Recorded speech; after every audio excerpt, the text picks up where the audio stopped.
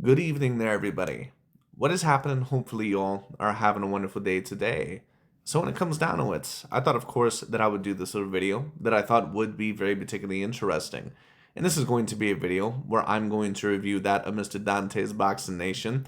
And of course, he's going to be talking about Mr. Naoya Inoue in his most recent performance. And I also assume that of Mr. Junto Nakatani as well, because of course, that is the major fight that everyone, including myself, is pretty much looking at. That is going to be one of the main super fights in Mr. Naoya Inoue's career. But of course, now it's going to be looked at in a little bit of a different type of esteem because Junto Nakatani was kind of looked at as getting that decision by, a little bit of luck yesterday. Or I shouldn't really say luck because it was obvious that, he was the clear A side in that fight and that his fight against that, I believe, of Inoue in a way that it's one of the biggest fights within that of the super lower weight classes. So he was going to get the decision yesterday whether he really deserved to or not. But that being stated, Dante's Boxing Nation, of course, he seems on the surface to give Naoya Inoue credit, but he's not really someone, of course, that is a fan of Mr. Naoya Inoue because he takes a look at him as a threat to the ranking of a lot of black fighters within that of boxing.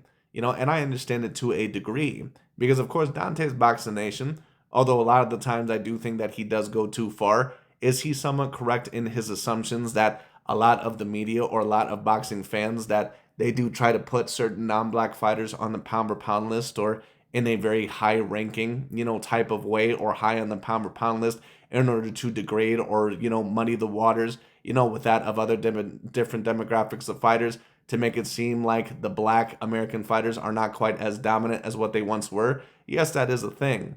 But the reason why Dante goes oftentimes too far with it is because A, he oftentimes does not keep the same standards. B, he'll claim that this non-black fighter like Inoue that he should fight this guy like a Steven Foden, for example. And then once he does fight him, he appears to still not give him the same amount of credit as what he would other black fighters on his list. So Dante's Boxing Nation is always someone that, there are certain things that he says that are relevant, but you also have to, kind of see what he says and take it with a little bit of a grain of salt because he is extremely racially motivated. He is biased, within that of his narrative. It is what it is. And he is looking for Mr. Naoya Inoue to fail. Trust me, he does not want Inoue to retire undefeated. He does not want him to majorly succeed at 126 pounds and beat the likes of Jesse Bam Bam Rodriguez as well as Junto Nakatani, as well as everyone at 126 pounds. Because Dante then would have to give Inoue even more credit, and even if he does do that, he's just going to make another excuse, like what he did with Alexander Usyk about him being in a quote-unquote weak era, even after fighting fighters that, he would claim would quote-unquote beat him or, that he should fight. But the point overall is that, Dante does bring up some relevant points, and I do think that certain non-black fighters that they are promoted on the top pound per pound list in order to degrade that of certain black American fighters. But, at the end of the day, there are different shades of gray. There are certain fighters that would be quote unquote looked at as guys that are a little bit more hyped up than what they deserve to be. But Inoue is one of those fighters that is a true top 5 level pound per pound fighter, at least in terms of skill, and also his resume is not the worst resume in the world. He has beaten Marlon Tapales, he has defeated that of an MJ Akhmadaliev, he also defeated that of a Steven Fulton. And let's not forget that at one point in time that Dante's Boxing Nation was claiming that if Fulton ends up beating Inoue that he should be top 5 pound per pound and that Fulton was someone that was truly special and someone that was going to wash Inoue. And ever since that happened, ever since Inoue beat the shit out of that man, these guys have never mentioned Fulton ever once again because they can no longer use him. And if they put him in a greater light, it's just going to make Inoue look all that much better in terms of his esteem. So they can't do that. So they basically have to make sure that he's not in the conversation whatsoever to the point to where he doesn't exist. Because if you keep putting Fulton on the top 10 or top 20 pound per pound list, then the higher Inoue has to go, or the better that look, or the better that career win looks. But it is what it is. But that being stated, Dante, I think, is going to bring up probably some relevant points here, but you also have to be careful with what he says about someone like an Inoue, especially of this next up-and-coming generation, because Dante is going to try to push the narrative that certain black fighters will deserve to be the number 1 pound per pound fighter over certain guys like an Usyk and that of an Inoue, even when maybe they do not deserve to be. Now, who do I believe after Usyk when he retires, if he retires undefeated? Who do I believe overall will deserve to be the next number 1 pound per pound after him? It's going to be a little bit difficult, but of course, Inoue is going to somewhat deserve to be there. And if he's able to defeat Junto Nakatani as well as Jesse Bam Bam Rodriguez, he'll have a great case there for quite a while, just in my personal view. And if he ends up cleaning out 126, especially beating guys like Nick Ball and Brandon Figueroa and Robeisy Ramirez and, some of the other guys there, Angelo Leo, he's going to have a great case as the #1 pound for pound for a very long time, especially considering that this weight class that he's currently in is his 4th weight class. But that being stated, Inoue, of course, fought David Picasso last night, and I'm sure that Dante's Boxing Nation is going to state about how Inoue did not have the most impressive performance, which I somewhat agree. I don't think that Inoue's performance was one of the most impressive of his career. It was in terms of some of the stuff that he could do boxing-wise, but I also don't believe that Naoya Inoue that he was going at 100% speed. Just my personal view. Now, I could be wrong because apparently Inoue was claiming that he needed to have a better performance, but this also did not come across to me as an Inoue that was going at full blast. I could be wrong about that. That's just what it came across to me as. But anyway, that being stated, let's get into it. Let's see what the man has to say. Tonight, I got a new belt in the ring, but well, tonight wasn't good. I don't know. It wasn't good. Dante's Boxing Nation, what's going on, guys? So, man, I don't even know where to start. Naoya Inoue, he defeats Picasso by unanimous decision.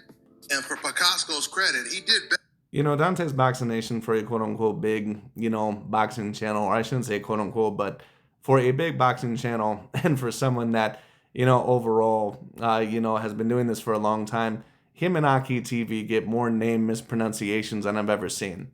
It should not be that hard to say David Picasso. It's not Picasso or any of this other stuff. It's David Picasso. Than I thought he would, considering he was someone that I had never even heard of. Which is the reason why Naoya Inoue is saying that he's not happy with his performance. He said it was not a good performance at all. In fact, I'm not going to go really too rough on Mr. Inoue because I think that he was a little bit careful within this fight because of how big that Picasso was. I mean, he literally looked about 10 to 15 pounds bigger than Inoue. And Inoue, this is him in his 4th weight class. And on top of that, he was undefeated, a relatively skilled boxer. And also, I think that in a way that he was somewhat practicing for that of his 126-pound debut, as well as the Nakatani fight. Because Nakatani is someone that, is very tall and lengthy compared to that of an Inoue, and compared to a lot of fighters that he has been fighting and the type of style that he has. He was even asked if he feels just my perspective on it. He should be considered pound for pound #1 over Alexander Usyk. And he basically said, with that performance, I can't say I'm #1. Let me just start off by saying this. To Naoya Inoue's defense, his performance, it wasn't as bad as he says it was. At the beginning of the fight, at least the first half of the fight, him and Picasso, they both look good. But it seems... Well, in my personal view, there wasn't really any round where Picasso, or as Dante would say, Picasso, where he really looked that good. He pretty much, in my view, was a sparring partner. He pretty much got beat up on the whole entire time. I think that Inoue was fighting a little bit more on the inside within this fight, and that he was trying some new things overall. And that once again, he was kind of running through the motions within this fight. Just my personal view of it. So I'm sorry, but when you lose every single round within this fight, I don't know if I can really say that you looked that good. Just in my personal view, but hey, it is what it is. Like both fighters took their foot off the gas in the second half. And what was interesting is Naoya Inoue, he said in this fight, he's not going to take a step back because of the way he performed against MJ. He felt he boxed too much in that fight, but he was forced to do the exact same thing in the second half of this fight. And when you hear him come out and say it wasn't a good performance, I did not like my performance, but at the same time, he does not make an excuse for why he performed the way he did. What it tells you is him moving up in weight is making things tougher. He can't get those impressive knockouts that he was able to get in the smaller weight classes, even when he's fighting against... And of course, that's the way overall that it mainly should be. Because if this was a quote-unquote black fighter that Dante's Boxing Nation, of course, was reviewing, like that of a Devin Haney or someone like that, he, of course, would be handling this with much more kid gloves. But I mean, the thing overall is that, yes, of course, when you move up in weight, and to be honest with you, David Picasso didn't just look like a 122-pounder. He looked like a 126-pounder. he was huge in there against Mr. Naoya Inoue. And on top of that, he was not the worst boxer in the world. So I give Inoue a little bit of a break in terms of not being able to knock him out. A C or D level opponent like Picasso. Right, but David Picasso is not someone that I would really claim as a C or D level opponent. He was someone that was 32-0, someone that actually has relative boxing ability, and he's very big for that weight class. He's not someone overall that is just a C or D grade level opponent. Now, if you want to claim that he's C, I mean, that's up to you. But to claim that he's D, no. One we had never heard. And keep in mind, once again, that this is the same dude that for Terence Crawford was giving him all this credit for knocking out bums like Jose Benavidez and Aegis Kavalaskas, who were guys that were probably solid, B to C grade level fighters. But once again, it goes to show you once again what Dontae's true motivations are. And, of course, on the surface, what Dante, is saying is that, oh, well, he's moving up the weight classes. So, it just goes to show how much of a problem that, he's having moving up the weight classes or how hard it is. But really, for anyone that, is able to see past the bullshit and read it in between the lines, what Dante is really claiming is that, Inoue really should have had a better performance. He couldn't even knock out a D-grade level opponent, and he's moving up in weight and obviously struggling even against D-grade level opponents, which is something that guys like Crawford or Mayweather would have never done. That's basically what he's trying to state. And the zone that was just constantly praising every single thing that Naoya Inoue would do in this fight. I remember around the 9th round, they finally asked the question, does he have an extra level to where he can get this guy out of here? He's dominating him, but can he stop him? And it was funny because Mike Coppinger, he tried to defend. I think Inoue more than likely could have went up another gear, but why? I mean, at the end of the day, David Picasso is big. He's lengthy. You're winning the whole entire fight. And at the end of the day, this is the setup fight for a humongous fight against Junto Nakatani. So why fuck that up? I mean, you might as well just, overall take the win and go home. Naoya Inoue and say, well, he probably can't because of Picasso. Because Picasso is not allowing him to. He said Picasso is not giving him many opportunities to knock him out. But that wasn't true at all. Right, which is the same thing that you said about Terence Crawford against that of Israel Madrimov. Now, am I claiming that, that's this dude, David Picasso, that he's quite as good as Israel Madrimov? No, I'm not. But once again, Dante is someone that whenever it comes to his favorite fighters, he's always, willing to give up any excuse for whatever it is. But then when it comes to Inoue, who is a non-black fighter, it's very clear that he's not willing to give them any excuse, even if it is a quote-unquote valid excuse. And do I think that it was somewhat of that of Picasso not throwing that much? I think it was a little bit of that, especially with the length. Now, had he been more of Inoue's height and reach, I think that Inoue more than likely probably would have been able to knock him out. But, I think Inoue was having a little bit of a problem with that length and with that height, which of course is normal. Picasso, he was standing in front of Naoya Inoue the entire night. Not only just... Well, I mean, I'm not going to claim that he was standing in front of him the whole entire night. He was standing in front of him at times, but there were also times to where, he would kind of overall be on the back pedal. It is what it is. It was obvious that Inoue was hurting him. Standing in front of him, but exchanging with him. And in the 12th round, while you would have thought that it would have been Inoue showing urgency to get the knockout just to get an impressive win, it was actually... Well, I don't know why Inoue would be the one showing urgency when, once again, he has a setup to a big fight next with Junto Nakatani, and he's basically won every single round. What would be the point to potentially possibly get yourself knocked out in a fight that no one wants to see, overall, at least in terms of a rematch, and on top of that, it's to set up a big fight. Why fuck up your money and why fuck up the big event? It makes no sense. Picasso, who was showing more of an urgency because he lit up Inoue in that last round. He completely won that round. I'm not really quite too sure about that. I thought that Picasso, that it was probably his best round, and I still gave Inoue the round. There was not one round that I gave Picasso in this fight. If there was a round that I would have given him in this fight, it would have been the 12th round, but to be honest with you, I had a very tough time giving Picasso any round within this fight. It was crazy because the crowd was extremely quiet while this fight was taking place, as if this was like the preliminary card. Like the main card hadn't even started yet. People, they just get into the seats. The only time the crowd made a lot of noise was in the 12th round, and that was when Picasso was winning the round. And once again, these are all reasons why Inoue was not happy with his performance. And now he's going to fight another. Once again, Dante's Boxing Nation throughout this whole entire video is basically, for those of you that can read in between the lines, And it's not really hard to see what Dante's doing here. It seems like he's just saying, regular stuff. But basically, this whole entire video is tearing down that of a Mr. Inoue. And basically, what he's claiming with that, of course, is that Inoue is not a big star, that there was no excitement for this performance, and blah, blah, blah. But if it was a fighter overall like Shakur or anything like that, where people were booing his performance, when it came that, he would say, oh, well, he sold out the stadium, and all this other stuff. So once again, don't get it twisted. I understand where DontaesBoxingNation is coming from, but it's very obvious that this is a little bit of a hit piece against that of Inoue. Other guy that not too many people have heard of, Nakatani.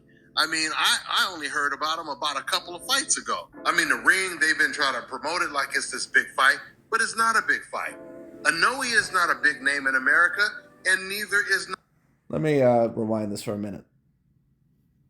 Heard of Nakatani. I mean, I only heard about him about a couple of fights ago. I mean, the ring, they've been trying to promote it like it's this big fight, but it's not a big fight. Inoue is... So what is DontaesBoxingNation basically trying to state there? He's stating that the Junto Nakatani versus Naoya Inoue fight, that it is not a big fight. So what is Dante really trying to state there? He's not talking about from a marketability standpoint. What he's talking about is that if Inoue ends up beating that of a Junto Nakatani, that he does not really deserve that much credit, because Junto Nakatani really is someone that is quote-unquote unheard of, right? But for anyone that's been paying attention to boxing for a while, and I can assure you that, Dante, that he's heard of Nakatani more than a couple of fights ago, because anytime a non-black fighter pops on any top 10 pound-for-pound list, DontaesBoxingNation is on it. This man is the first to complain anytime a non-black fighter is on the top 10 pound-for-pound list. So please, give me a break. Not a big name in America, and neither is Nakatani. If they want to really make Inoue a big fighter, then they have to start putting him up against names that are recognizable in America. Right, but Junto Nakatani is somewhat of a recognizable name. For a lot of us, of course, that pay attention to the lower weight classes, Junto Nakatani is probably the second biggest fighter that Inoue could fight, below that of 126 pounds. There's just no one overall, that Inoue is, really going to be able to fight that really is from America within those weight classes, other than really at 126. And what Dante really is going to do is that, Inoue is possibly going to fight at 126, where those guys are going to be decently bigger than him. He may possibly lose to a Bruce Shushu Carrington or someone like that. Or if Inoue does lose in that weight class, Dante is going to be C. He wasn't ever that good in the first place. That pretty much is what, DontaesBoxingNation is going to do. But don't get it twisted. And listen, if Inoue is someone that is on the same level as that of a Terrence Crawford or a Mayweather, then yes, he is going to have to clean out at least the majority of 126. The only fighter that I will excuse Inoue possibly losing to is that of Rafael Espinoza, I believe his name is, because that man is just humongous. Like, he shouldn't even be at 126.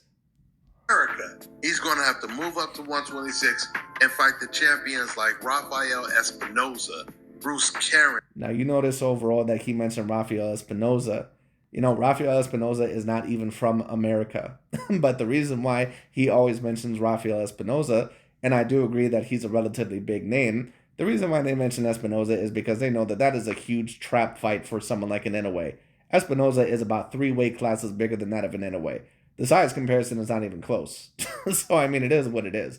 Now, does Inoue still have a chance because he's such a tremendous boxer? Yes, he does, but that's going to be a very hard fight for him to win. And I guarantee you that if Inoue ends up winning that fight, all Dante is going to state is that it's a good win, but Espinoza, it's not like he's someone like a Canelo or a Barrera or something like that. So, Inoue is never going to be able to win in the eyes of a DontaesBoxingNation. Nick Ball. And Bruce Carrington is not even a champion, by the way. But I understand where he's coming from. Bruce Carrington is someone that is an elite level talent. And in order for Inoue to be remembered within a greater light, he is going to have to face some of the quote unquote Latino, or Latino America fighters like that of an Espinoza or a Jesse Bam Bam Rodriguez. And he will have to fight some of the Black American fighters as well, like that of a Bruce Shushu Carrington. So that's why when certain people claim that it's not necessary for Inoue to move up a weight class, I completely disagree. And the reason why I disagree with that is because in order for Inoue to be remembered within a great light, whether you believe overall that that is, the way that it should be or not, in order for his career to be looked at a whole nother level, he is going to have to beat guys like Bruce Carrington and Jesse Bam Bam Rodriguez and Junto Nakatani. He's just going to have to. Whether some of those guys you believe, he really should have to face or not. Those are real fights, and it'll give us an idea. And on top of that, I do just believe that the 126, that it does have a little bit of better competition. Not saying, of course, that Inoue has not fought A-grade level fighters.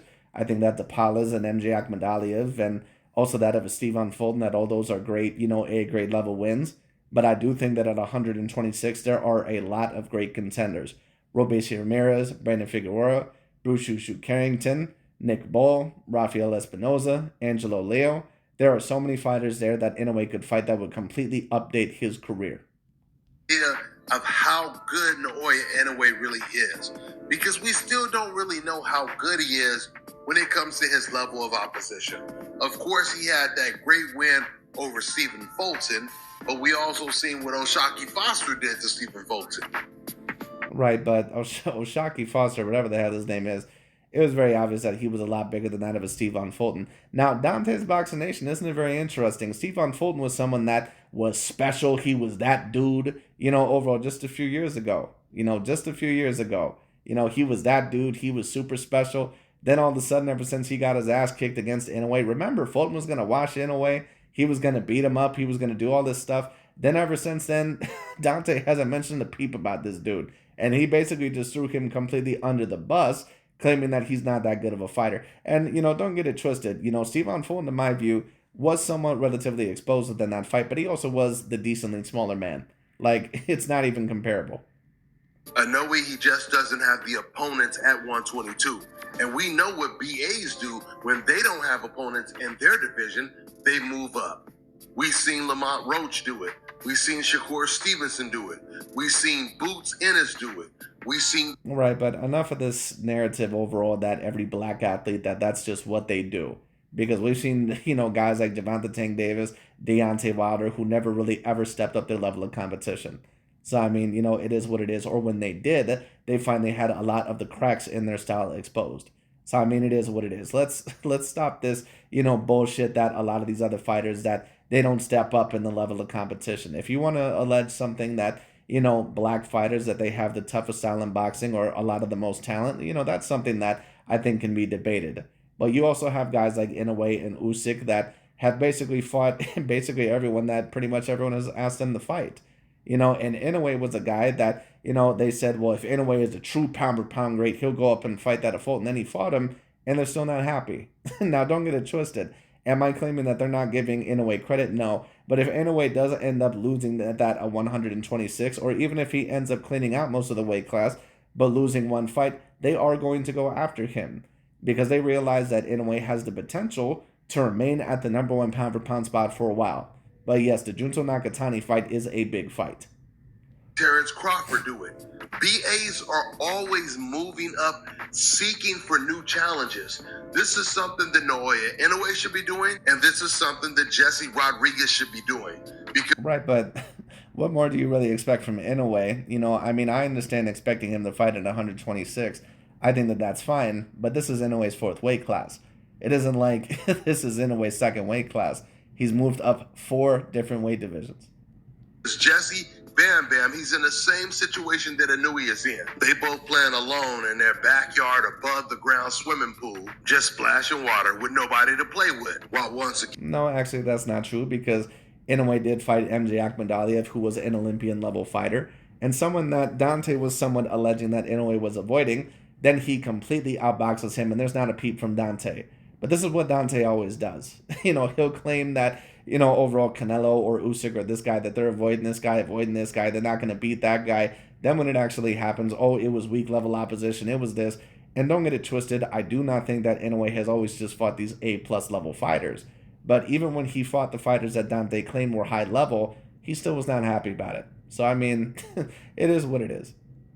And people like Crawford, Shakur Stevenson, Boots, they in the deep blue sea looking for the sharks. Guys, there is just so much. Right, but so is Inoue.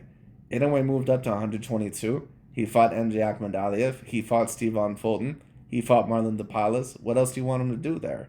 So, I mean, it is what it is. Now, of course, Dante wants him to move up, which, of course, I think is the best option. But the Junto Nakatani fight, which is next, that is the fight that everyone is calling for, and that is a fight that is needed. that is the next big shark for that of an Inoue, and that would debatably be the biggest win in his career, because Nakatani on some lists is looked at as a top 10 level pound for pound fighter, so that is a fight that needs to happen.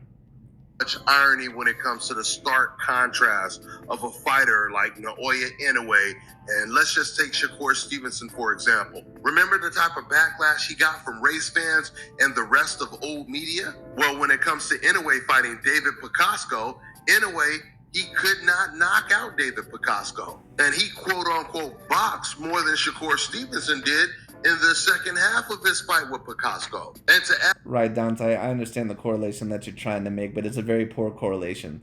At the end of the day, Shakur Stevenson is almost knocking nobody out. I'm sorry, but it took him like what, 9 rounds to knock out Joshua Padley, whatever the fuck his name was, that one former electrician who was on 2 days' notice. It took him 9 fucking rounds of going full force to knock that dude out. And then Shakur couldn't knock out literally like B and C grade level fighters. So I'm sorry, but the criticism that Shakur Stevenson is getting is somewhat warranted. People can like it, they can not like it. I think that he is a tremendous fighter. Is he someone that is always the most entertaining to watch from the all-around package standpoint? No, he's not. It's not that he does not have the all-around package in terms of skills, but in terms of being able to kick it up to another gear, of being able to actually knock out his opponents, he's just not able to do it. It is what it is. Inoue actually is. And he did get some criticism from some people from not being able to knock out Picasso, but Picasso was also a decent amount bigger than him, and on top of that, he was someone that was fair game. But Inoue knocks out the majority of his opponents, even when they're looked at as A grade or at times, the best of the best of his weight classes. So let's not try to correlate, Inoue and Shakur Stevenson, because there's a reason why Shakur Stevenson is getting booed. Because when you're going to decisions and you have certain fights like you did against that of an Edwin De Los Santos and a Joshua Padley, sorry, but no one is coming there to watch that. I'm sorry, but it is what it is. on top of that, Josh Padley has a better record than Picasco. Picasco, he's been in the ring with 5. DontaesBoxingNation has criticized the quote-unquote Caucasian British fighters for so many years, but then as soon as a black fighter ends up fighting that of a British fighter, he literally tries to make them like they're overall Callum Smith or like Joe fucking Calzaghe or something like that. Like, give me a break. Undefeated fighters. He only lost to one, and that was Shakur Stevenson. He beat all. Right, and who else has he fought? A whole bunch of bums. No offense. The other undefeated fighters.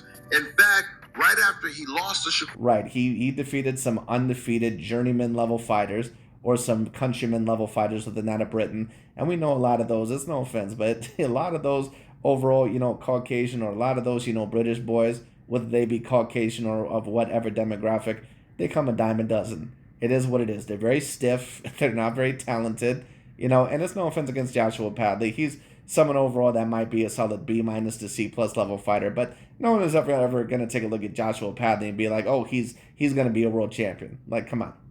Or Stevenson, he beat another undefeated fighter. And one of those undefeated fighters that he beat was a prospect, someone who was favored to beat him, and that was Mark Chamberlain. So the point is, Josh Padley, he wasn't just beating no-name undefeated fighters. Yes, he was. Sorry, but it is what it is. He was defeating nothing but British fighters that were countrymen level fighters and that were more known because they were from Britain. Let's keep it a buck. Let's stop. Mark Chamberlain, he was being built up by DAZN and got upset by Josh Padley. So while Inoue was doing a good job in the ring for the most part, in there floating like a butterfly, stinging like a bee, the crowd and the people watching, they were not impressed. And neither was Inoue impressed with his performance. At one point, you could slightly start hearing just a little bit of boos, but they weren't booing him like they booed Shakur Stevenson when he fought Josh Padley. In fact, well, a part of that is because Shakur Stevenson is a black fighter, and I think that that's a part of it. Dante always brings up that point, but he also always tries to make correlations that oftentimes make no sense. Like, even Inoue's worst performance of his career, no one is going to compare this performance of Inoue to, say, Shakur Stevenson when he fought Edwin De Los Santos or Joshua Padley. Like, it makes no sense. They booed Josh Padley, or they booed Shakur Stevenson right after he knocked out Josh Padley, which tells you that it was something else. It had nothing to do with entertainment. They were just upset that he actually won the fight, and he won in. Well, that's a part of it, but let's also be real, Dante. It took you 9 rounds to knock out an electrician that was on 2 days' notice. Give me a fucking break. Impressive fashion. Who isn't even that talented, by the way. Something that Inoue wasn't able to do as well. It was a good performance. It just wasn't a fantastic performance. And when you're in a ring with guys that are on this level, you're expected to knock them out. Now, right, but what level is David Picasso really on? We don't really know, because I've not really seen him in the ring with anybody. But let's not try to sit here and act like Joshua Padley is just way better than him, or even better than him in the first place, because who the fuck has Joshua Padley really beat? Like, you know, whatever he, you know, Mark Chamberlain, whatever the fuck his name is, no offense, but those guys are not that talented. now, if he was in the ring with a Canelo Alvarez, moving up 3 weight classes to fight a Javante or someone like that. Right, but Inoue is never going to be able to move up 3 weight classes and fight someone like a Javante Tank Davis. The size difference is just way too stark. And when you take a look at Terrence Bud Crawford and Canelo Alvarez in that ring, you know, although of course Canelo is someone that is used to fighting heavier, it's obvious that Crawford, that A, with the snack program, that he had a little bit of extra help, just my personal view of it.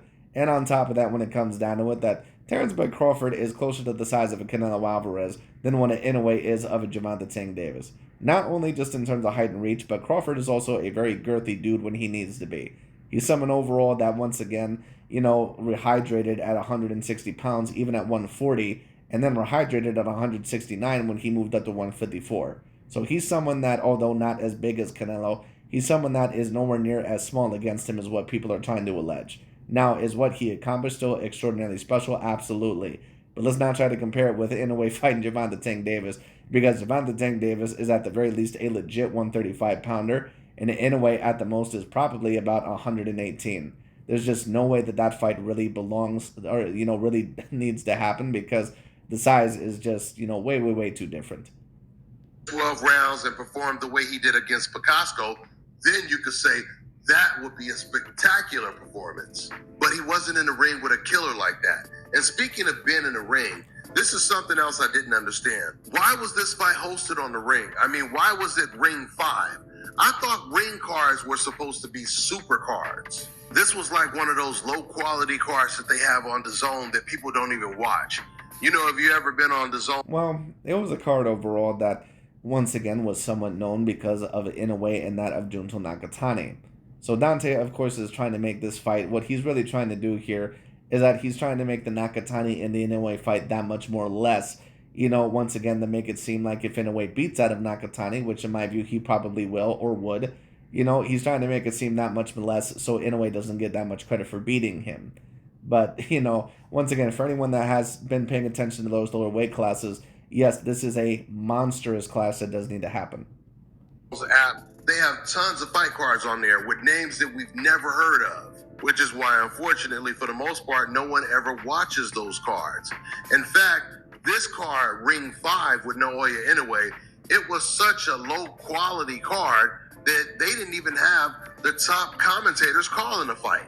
The guys that they had calling the fight, these are the type of guys that will usually call a pay-per-view card. I'm talking about the preliminary cards before the main card goes to pay-per-view. Meanwhile, every time Devin Haney or Shakur Stevenson fights, it is a made. Meanwhile, every time Shakur Stevenson or Devin Haney fights, it's a big event on DAZN. Now, and I would agree with that. They're both American black fighters, and they're going to have a certain step ahead, you know, more than that of Inoue because of the history behind that of American boxing. For Inoue, it's going to be a little bit more troublesome because Japan isn't necessarily always known for their boxing prowess. On top of that, he's not an English speaker.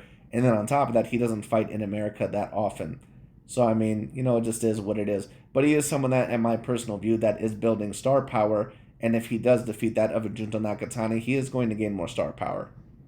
even though you can't take the ring. Now, will he ever be a massive pay-per-view star like that of a Canelo Alvarez or maybe an Usyk from what I know, or, you know, say that of an Oscar De La Hoya or a Mayweather or even a Manny Pacquiao? I doubt it. You know, guys like a Manny Pacquiao, for example, he was another Asian/Oriental fighter, but he fought a lot of times in America. He also had a lot of guys that were very popular within that of America, even if they weren't from America. Guys like Miguel Cotto, Ricky Hatton, Eric Morales, Marco Antonio Barrera, and Juan Manuel Marquez. Everyone knew who those guys were. And then, of course, he also eventually fought De La Hoya, Mosley, Ricky Hatton, and, some of those guys. So Manny Pacquiao was just, the guys that he fought and the way that he handled them, it was just on a whole different level. Magazine serious because it's the Fox News of boxing. But with that being said, I find it comical that this right here is their background. Let me rewind that. It's a big event on the zone. Now, even though you can't take the Ring Magazine serious because it's the Fox News of boxing, but with that being said, well, is the Ring Magazine really the quote-unquote Fox News of boxing? Because I thought that it was owned by Turki Al-Sheikh. Because Turki Al-Sheikh, according to what I remember, is not a racist, and someone that now owns Ring Magazine. So, I mean, is it really the quote-unquote Fox News of boxing, or is it there are just certain rankings that you don't like there? Now, don't get it twisted. Am I claiming that there are certain, areas out there that are not the quote-unquote Fox News of boxing, like Top Rank or certain things like that? No, of course not. But if they're Fox News, no offense against Dante, but he would be a massive CNN or super-duper liberal channel. It is what it is. I find it comical that this right here is their background art on their channel, on their Twitter channel. Despite the fact that Shakur Stevenson and Devin Haney are pound for pound two of the best fighters in the world, they made sure to omit them from this photo because they don't want the pound for pound list or even the boxing sport in general to look like it's being dominated by BAs. And well, I understand what DontaesBoxingNation is trying to state there, and maybe you could claim that. Or they're also maybe just trying to make it a worldwide thing. Maybe they're not just trying to include that of black fighters, but they're also including Inoue, who is worldwide in Asia, both Crawford and Canelo, who are now worldwide across the world, Hamza Shiraz, who is a Middle Eastern fighter, and of course, Dmitry Bivol, who is somewhat of a European, but also a Korean type of, of ethnicity, I believe, and of course, Jesse Bam Bam Rodriguez. So, I mean, I understand what Dante is trying to state, but is it really that big of a problem that Shakur and Devin Haney are not within that picture? I mean, is it really that big of a deal? Devin Haney only recently got back on the pound-for-pound list after he defeated Brian Norman Jr. because many people were not impressed after his victory, or excuse me, not his victory, but after he pretty much ended up getting his ass whooped against Ryan Garcia. And I don't even care if Ryan Garcia was on PEDs. If you're supposed to be that high level of a pound-for-pound fighter, you're not supposed to have that level of a performance, especially when you're with the snack program anyway. But, I mean, anyway. Speaking of that, the guy that was calling this Naoya Inoue fight, I don't know his name. I mean, they don't even have Alexander Usyk on here. But you don't hear DontaesBoxingNation, bitching about that. They don't have Artur Beterbiev on here, but you don't see him bitching about that. Anyway. But he was the blow-by-blow announcer. Once again, they use him on all of their smaller cards, right? The disrespect, the level of disrespect towards Shakur Stevenson was unbelievable. After he praises Inoue and Usyk the entire night, calling them pound for pound the best fighters in the world, he announces the upcoming fight with Teofimo Lopez and Shakur Stevenson. And the way he announced the fight, he says, Teofimo Lopez, the junior welterweight champion of the world, Ring Magazine champion, versus the undefeated phenomenon, Shakur Stevenson. He described Shakur as if he was just some prospect. Never mentioned the fact that he was a three-time champion. Never mentioned the fact that he was pound for pound one of the best fighters in the world. I mean, they got... Right, I understand what you're saying, DontaesBoxingNation, but perhaps the perspective was only fighting at 140 pounds. Because according to what you just stated, they didn't mention that Teofimo Lopez was the former undisputed or, somewhat undisputed 135-pound champion. They only mentioned that he was that of the champion at 140 pounds. So I understand what you're trying to claim there, but was it really a quote-unquote major disrespect towards Shakur Stevenson, or are you kind of reaching a little bit? And this is why you have to be careful with guys like Dante, because they're in such a victimization mentality, and I'm not claiming that maybe they were not meaning to try to disrespect Shakur, but I think that that's a little bit of a reach. Now, if they had, stated overall someone, overall like that of Teofimo Lopez claiming that, he's someone that was the former undisputed king at 135, top 5 pound-for-pound fighter, and then Shakur is an undefeated phenomenon, then I get it. I mean, maybe I missed something. Let me rewind it. Hold on. Phenomenon, Shakur Stevenson. Teofimo Lopez, best fighters in the world, he announces the upcoming fight with Teofimo Lopez and Shakur Stevenson. And the way he announced the fight, he says, Teofimo Lopez, the junior welterweight champion of the world, Ring Magazine champion, versus the undefeated phenomenon, Shakur Stevenson. He described Shakur as if he was just some prospect. Never mentioned the fact that he was a 3-time champion. Never mentioned the fact that he was pound for pound one of the best fighters in the world. I mean, they got Hamza Shiraz on this photo, and he's not even pound for pound one of the best fighters in the world. So I'm pointing this stuff out just so you guys know you can never take anything the Ring Magazine says serious, especially when it... And you also can't take anything that you say seriously. It's no offense, and I'm not someone that just trusts anything that the media tries to feed me either, because a lot of the boxing media, especially no matter what the website or channel, they're extraordinarily biased. But I would trust Ring Magazine any day over this dude right here. No offense. It comes to their extremely biased pound for pound list. Right, but what is extremely biased about their pound for pound list, Mr. Dante's Boxing Nation? Because they don't have Devin Haney and Shakur Stevenson's picture up there? That's what you're really upset about? Like, do they not have Shakur Stevenson as a top 10 level pound for pound fighter? Did they not have Terrence Bud Crawford recently as the #1 pound for pound fighter, which you have been bitching about for so many years? Even though he was fighting low-level competition all the way up until about, Porter Spence and that of Canelo Alvarez. Isn't that the thing that you were bitching about? Don't they have Devin Haney potentially up there on the top 10 pound-per-pound list? Didn't they still have him on the top 10 pound-per-pound list even after his performance against Ryan Garcia? So it's like, is it really that Ring Magazine is really that bad, or are you basically just a complainer and you're someone that is a little bit pissed off because the list doesn't look how you want it to look? Because once again, notice how Alexander Usyk also was not on there, who is the true #1 pound-for-pound fighter right now, especially after Crawford retired, and you notice that there's no bitching about that. He only cares about how there's not black fighters on there. So let's cut the crap. If only the sport of boxing had a real national league like the NBA and the NFL, then we would have real pound-for-pound lists, real ranking systems like they do. But unfortunately... Well, the sport of boxing is always going to be a little bit more subjective than that of other sports.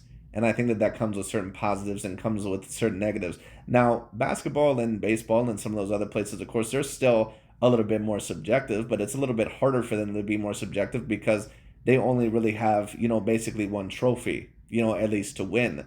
So when you have a Tom Brady that not only is winning multiple MVPs, but on top of that is winning 7 Super Bowls, it's a little bit hard to kind of say that he's not the best quarterback, of his generation. But when it comes to boxing, because there's so many different weight classes, and on top of that, so many different sanctioning bodies, it's a little bit hard to decipher. So pound for pound lists are never, ever, ever going to be like that overall of NBA basketball or that, say, of NFL football. But to be honest with you, I don't think that that's always a bad thing, because I think that the pound for pound list and that the debate about it, that's a part of the intrigue of the boxing sport. And it brings a lot of debate. It brings a lot of arguments that, of course, to a certain degree, bring a lot of biasness, but they also bring a lot of interest. And that's what Dante's Boxing Nation also does help with in boxing. He does bring a lot of interest because he does bring a certain amount of controversy. And, of course, that, racialized style. But, it is what it is. We don't. Right now, it's just a bunch of biased race fans that put together this made-up list of whoever they want to be on the list. With that being said, I'm going to wrap this video up. That's all I got for now, guys. I'm on to the next one. Guys. But that pretty much is about it for this video. But, just to kind of talk about Dante's opinion about if only we had real rankings like that of the NFL and the NBA, well, I have no idea how you're going to do that, without a pound for pound list. I mean, there might be a certain system, I guess, if you want to go off of points, but it's still going to be a little bit subjective, because how do we really decipher, or how do you want to decipher about how good an opponent actually is? Because there are certain opponents that, overall, once again, may be looked at as A-grade level fighters, but they may not necessarily be that, or they may be A-grade level fighters, but they have not fought the best level of competition. And, overall, I don't really mind how the pound for pound lists are right now, in my personal view. But if you were to come up with, a better system, I would say overall that that's not necessarily a bad idea. But if Dante were to truly ask for a, say, quote-unquote point rank system, like what I usually do for my pound for pound list, I can assure you that Dante a lot of the times would not like it. because then that would mean that Terrence Bud Crawford, that he points-wise, would have never been the #1 pound-for-pound fighter until he would have beat someone probably like a Canelo Alvarez. So, I mean, it is what it is. But that being stated overall, that pretty much is about it for today. Thank you all so much for watching. I just thought that was very particularly interesting. But thank you all so much for watching, and I'll talk to you all later.